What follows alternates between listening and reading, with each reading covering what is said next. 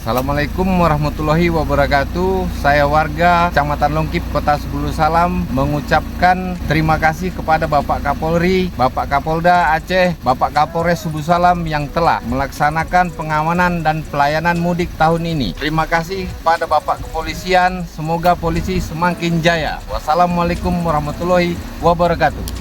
Bismillahirrahmanirrahim. Assalamualaikum warahmatullahi wabarakatuh. Saya Hal Haris, camat Kecamatan Longkip. Dengan ini mengucapkan ribuan terima kasih kepada Bapak Kapolri, Bapak Kapolda Aceh, Pak Kapolres Kota Sebulu Salam beserta jajarannya telah susah payah mengamankan mudik Lebaran tahun 2024 ini.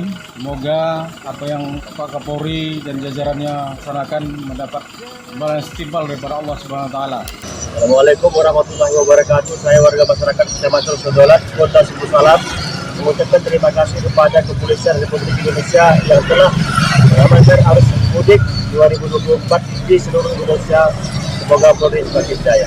Assalamualaikum warahmatullahi wabarakatuh. Terima kasih Pak Polisi telah melakukan pengamanan mudik tahun ini. Wassalamualaikum warahmatullahi wabarakatuh. Dan aku di sini menantimu, takkan pudar semua itu.